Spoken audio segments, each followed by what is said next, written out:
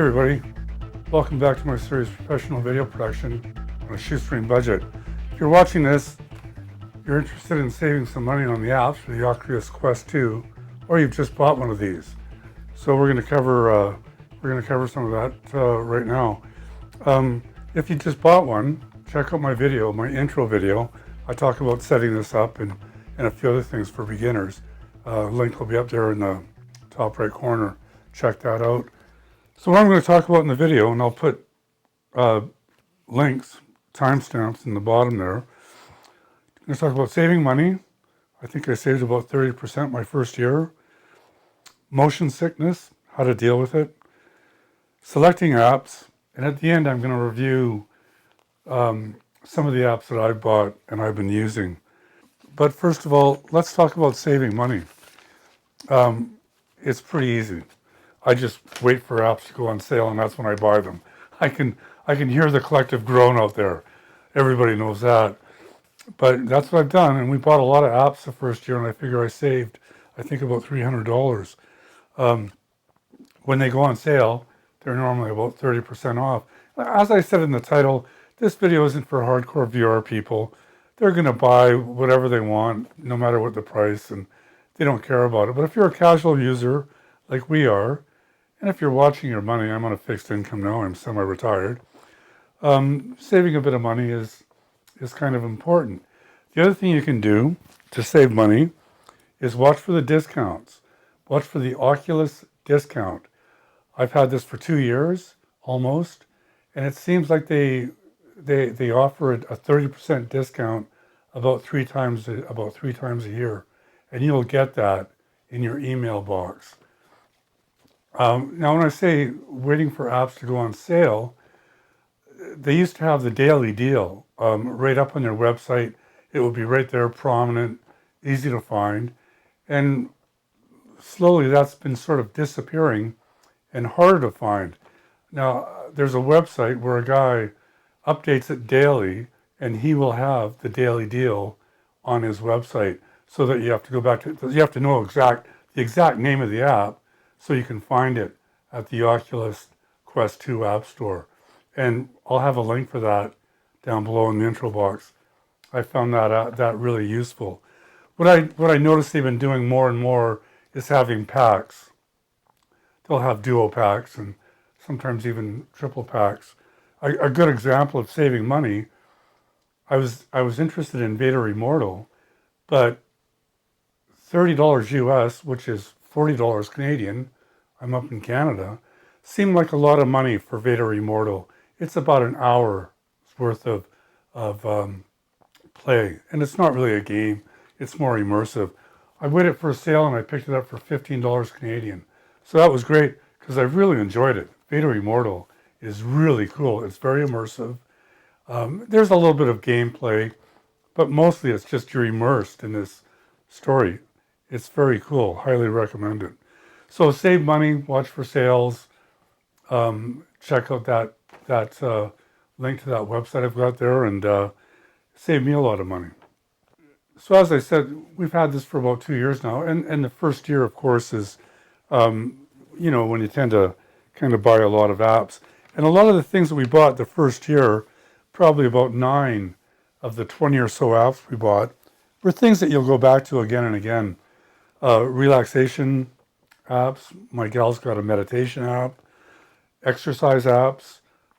So those apps, I've got a couple of flight sims, and of course, we'll use those again and again. So, like I said, about the first 9 of the 20 apps I bought were those types of apps. And then, the rest were puzzle apps and things like that. So the next thing I want to talk about is motion sickness. You need to know if you're prone to motion sickness before you start buying apps. You can easily find out with the free apps that come with the Oculus. Of course, the most extreme is the roller coaster ride. That's wild. But even the International Space Station experience, I found that to be very disoriented, and I would get big time motion sickness. And when it first started happening, I would fight it. I would try to fight my way through it, And that was a mistake because I would get it really bad. I'd have to take the headset off. I'd have to lay on the couch for a while, maybe an hour or two, because I was really feeling, not good, kind of nauseous. And so what I've discovered, and I think I might have read this somewhere, is as soon as you start feeling the nauseous, the motion sickness, take the headset off, quit playing it, and just keep trying. And as soon as you feel it coming, take it off. And now it's taken me maybe a year of that, and it's getting better. I have a couple of flight sims.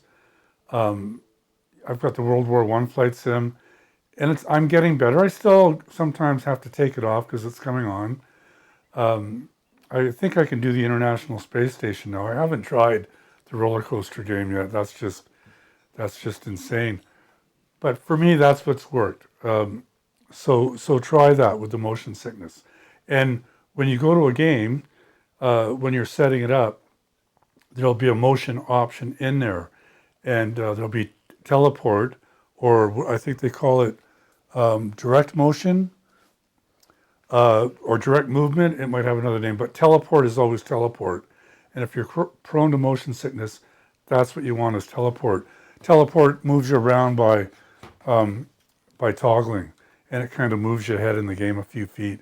And for whatever reason, that really works. Because the other method of movement, I did find it to be kind of nauseating. You'll see when you do it, you'll see what I mean.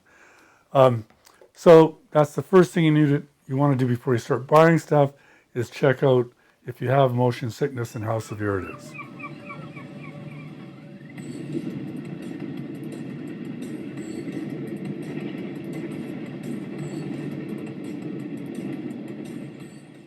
So when you start buying apps, first off, check out what's on that comes with it. There's a lot of stuff there. It'll give you an idea maybe of what you like, or what you don't like. Certainly you want to find out about motion sickness if you're affected by it. But what I found to purchase apps, the best thing to do is to go and look for some playthroughs, because somebody's got a playthrough posted somewhere for pretty much whatever app you're interested in. And it's a great way to find out if it's what you want. Mostly with these games and puzzles, it's the style. You might not like the style. And I'll give you an example of something I bought that I found really annoying, and that was Vanishing Grace. And there's a lot of storytelling in it. It's like a soap opera. If you're interested in that game, check out a playthrough and watch the first 5 minutes, and you'll see what I mean if you're interested in that style of storytelling or not. It's also a pretty lame puzzle game too. There are some head scratchers in it, but a lot of the puzzling is very, very basic. So I found playthroughs are the way to go. I said at the beginning I was going to review some of the puzzles and the apps that we bought over the last couple of years. And for the most part, I've enjoyed pretty much everything we bought. I've got a couple of flight sims. I've got Ultralight, and as well as I bought the World War I warrior game, I think they call it. And if I was to do it again, I wouldn't bother with Ultralight. Ultralight is really easy to fly. That's why I thought I'd buy it. So if you want to experience flying in Ultralight, get that flight sim, because that's what it's like flying one. I've been up in ultralights, and it's like you're flying in slow motion. If I was to do it again, I would just buy the World War I game. It's a good game for beginners as well. It's a bit more intense. You're flying a biplane or a World War I, plane, so you're going a bit faster and you're killing bad guys and dropping bombs on stuff. So it's a lot of fun, and it's not that much more expensive than the Ultralight game. I've mentioned that we like the puzzle games. And we've gone through quite a few of them. Now some of them are really difficult, very challenging, and some of them are a bit easier. We're just going through puzzling places, which is kind of a lot of fun. It's almost relaxing. Basically, they're 3D puzzles. Another one of the puzzling games I really enjoyed was Red Matter.